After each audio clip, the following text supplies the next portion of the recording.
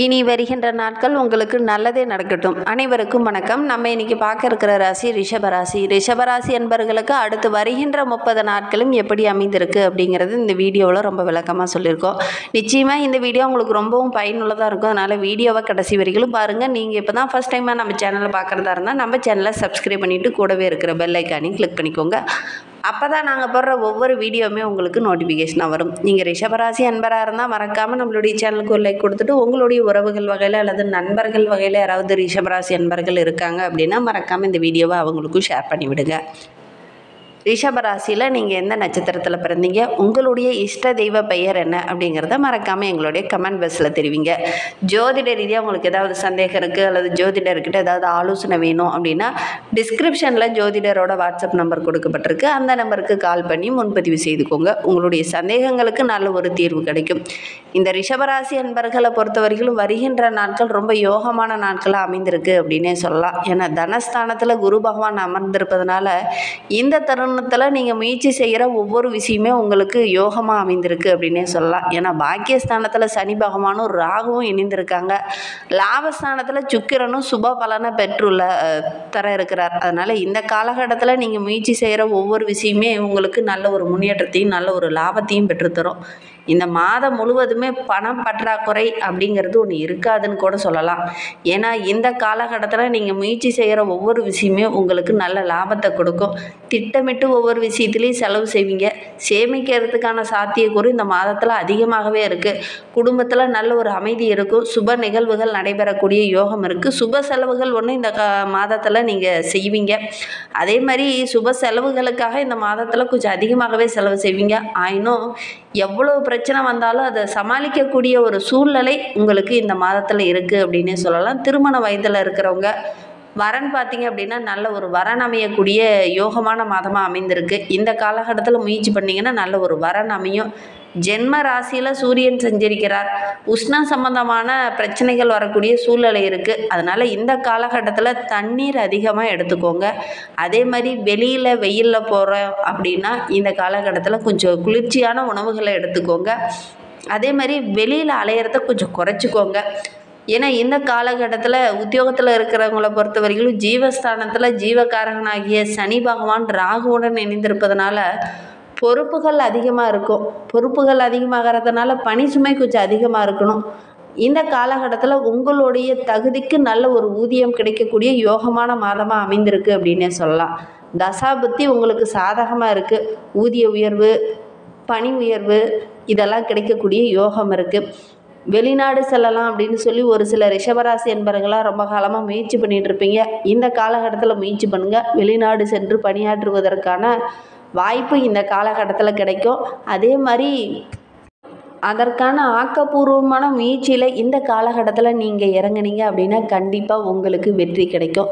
தற்காலிக பணிக்காக வேலைக்கு போகிறவங்களுக்கெல்லாம் நல்ல ஒரு பணி நிரந்தரம் கிடைக்கக்கூடிய யோகம் இருக்குது. புதிய வேலை தேடுறவங்க இந்த காலகட்டத்தில் முயற்சி பண்ணுங்கள். நல்ல ஒரு வேலை கிடைக்கும். நல்ல வேலை கிடைக்கும் அப்படின்னு சொல்லிட்டாங்கன்னு நீங்கள் முயற்சி பண்ணாமல் இருக்கக்கூடாது. முயற்சி பண்ணுங்கள். முயற்சி பண்ணிங்கன்னா நல்ல ஒரு வேலை கிடைக்கக்கூடிய யோகம் இருக்குது. தொழிலில் வியாபாரத்தை பொறுத்த வரைக்கும் வருகின்ற நாட்களில் இந்த தொழில்காரகன் என்று அழைக்கக்கூடிய சனி பகவான் நல்ல ஒரு முன்னேற்றத்தை தர இடத்துல இருக்கிறார். வியாபாரத்தில் தொழிலில் ஒவ்வொரு விஷயத்திலுமே ரொம்ப தைரியமாக இறங்குவீங்க. ஓரளவுக்கு லாபம் கிடைக்கக்கூடிய யோகமான மாதமாக வருகின்ற மாதம் அமைந்திருக்கு அப்படின்னே சொல்லலாம். சந்தை நிலவரம்லாம் ஓரளவுக்கு சாதகமாக இருக்கும். விற்பனையெல்லாம் ஓரளவுக்கு அமோகமாக இருக்குது அப்படின்னே சொல்லலாம். இந்த காலகட்டத்தில் நிறைய வாடிக்கையாளர்கள் வருவாங்க. அதனால் ஓரளவுக்கு லாபம் கிடைக்கக்கூடிய யோகமான மாதமாக அமைந்திருக்கு அப்படின்னே சொல்லலாம். நிதி நிறுவனங்கள்ல இருந்து நல்ல ஒரு முன்னேற்றம் இருக்கும். நிதி நிறுவனங்கள்ல இருந்து ஏதாவது ஒரு நல்ல சாதகமான பதில் இந்த காலகட்டத்தில் கிடைக்கும். ரொம்ப நாளாக நீங்கள் எதிர்பார்த்த அந்த தொழிலில் விரிவுபடுத்தலாம் அப்படிங்கிறதுக்காக ஒரு சிலர்கிட்டலாம் போய் கடன் கேட்டுருப்பீங்க. அதெல்லாம் இந்த காலகட்டத்தில் கிடைக்கக்கூடிய யோகம் இருக்குது. நண்பர்கள் உங்களுக்கு ஒத்துழைப்பாக இருப்பாங்க. நிதி நிறுவனங்களும் உங்களுக்கு ஒத்துழைப்பாக இருக்கும். ஏற்றுமதி இறக்குமதி தொழிலில் இருக்கிறவங்களுக்கு வருகின்ற நாட்கள் ரொம்ப லாபகரமான நாட்களாக அமைந்திருக்கு அப்படின்னே சொல்லலாம்.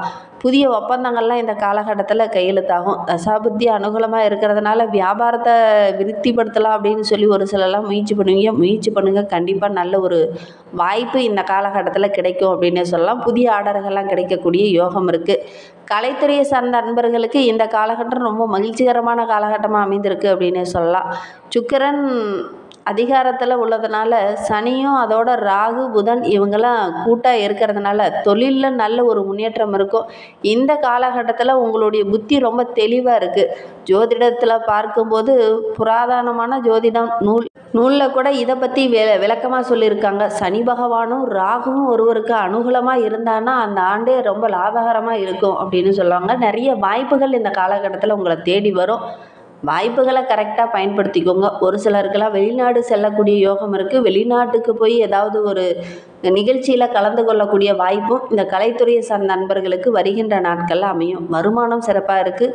புதிய திரைப்படம் எடுக்கலாம் அப்படிங்கிற மாதிரி ஒரு ஆர்வம் ஒரு சிலருக்கு அதிகமாகும்.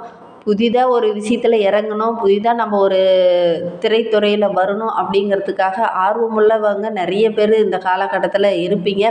இருந்தாலும் இந்த காலகட்டத்தில் நீங்கள் முயற்சி பண்ணீங்க அப்படின்னா நல்ல ஒரு கால் பதிக்கக்கூடிய யோகம் இந்த ரிஷபராசி அன்பர்களுக்கு அமைந்திருக்கு அப்படின்னே சொல்லலாம். புதிய முயற்சியில் ஈடுபடுறவங்களாம் இந்த காலகட்டத்தில் முயற்சி பண்ணுங்கள். கண்டிப்பாக நல்ல ஒரு யோகமான பலனை வருகின்ற நாட்களில் எதிர்பார்க்கலாம். அரசியல் துறையில் இருக்கிறவங்களுக்கு வருகின்ற நாட்களில் கிரகங்கள் எல்லாம் உங்களுக்கு சாதகமாக இருக்குது. கட்சியோட ஆதரவு கிடைக்கும். தொண்டர்கள் மத்தியில் நல்ல ஒரு மரியாதை கிடைக்கும். உயர்மட்டத்தில் இருக்கிற தலைவர்களுடைய பாராட்டு இந்த காலகட்டத்தில் கிடைக்கும். நல்ல ஒரு நம்பிக்கை உள்ள நபராக நீங்கள் வலம் வர போகிறீங்க. முக்கிய கட்சி பொறுப்புகள்லாம் இந்த காலகட்டத்தில் உங்கள்கிட்ட கிடைக்கும். மாணவ மணிகளை பொறுத்த வரைக்கும் வருகின்ற 30 நாட்களும் கிரகங்கள் உங்களுக்கு ஆதரவாக இருக்கிறதுனால கல்வியில் கூட நல்ல ஒரு முன்னேற்றத்தை எதிர்பார்க்கலாம். பாடங்களை படிக்கும்போது ரொம்ப ஆர்வமாக படிப்பீங்க. நல்ல பழக்க வழக்கங்கள் உள்ள மாணவர்கள் உங்களுக்கு பக்கபலமாக இருப்பாங்க. நட்புகள் இந்த காலகட்டத்தில் உங்களுக்கு பக்கபலமாக இருக்குது. விடுதியில் தங்கி படிக்கிற மாணவர்களுக்கெல்லாம் நல்ல ஒரு மதிப்பெண் பெறக்கூடிய யோகம் இருக்குது. வசதி வாய்ப்புகள் பெருகும். அதே மாதிரி அரசாங்கத்திலிருந்து சில உதவிகள்லாம் இந்த காலகட்டத்தில் உங்களுக்கு கிடைக்கக்கூடிய யோகம் இருக்குது. விவசாயத்துறையில் இருக்கிறவங்களுக்கு வருகின்ற நாட்களில் நல்ல ஒரு முக்கிய பொறுப்புகள் கிடைக்கும். செவ்வாய் கிரகம் உங்களுக்கு சாதகமாக இருக்குது. கடகராசியில் பலம் குறைந்துள்ளதால் வயல் பணியில் சற்று கடுமையாக உழைத்தீங்க அப்படின்னா ஓரளவுக்கு வருமானத்தை எதிர்பார்க்கலாம். கடும் வெயிலில் கூட உழைக்க வேண்டிய ஒரு சூழ்நிலை இந்த விவசாயிகளுக்கு இந்த காலகட்டத்தில் அமையும்.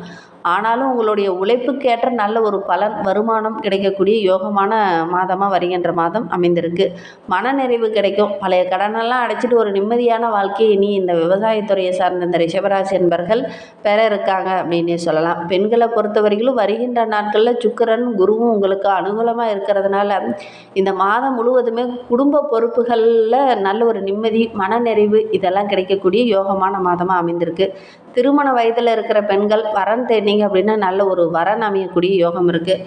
திருமணமாகி நீண்ட நாட்களாக குழந்தை பேர் இல்லாதவங்க நல்ல ஒரு குழந்தை பேர் கிடைக்கக்கூடிய யோகம் இருக்குது. அதே மாதிரி கருவுற்ற பெண்கள் ரொம்ப கவனமாக இருக்கணும். சுகப்பிரசவம் ஏற்படக்கூடிய யோகம் இருந்தாலும் கொஞ்சம் கவனமாக இருக்கணும். ஆரோக்கிய விஷயத்தில் கூட கொஞ்சம் கவனமாக இருக்கிறது நல்லது. வேலைக்கு போகிற பெண்களுக்கு பணி சுமை கொஞ்சம் குறையும். இருந்தாலும் ஓரளவுக்கு வருமானம் சிறப்பாக இருக்குது. சில சலுகைகளும் இந்த காலகட்டத்தில் கிடைக்கும்.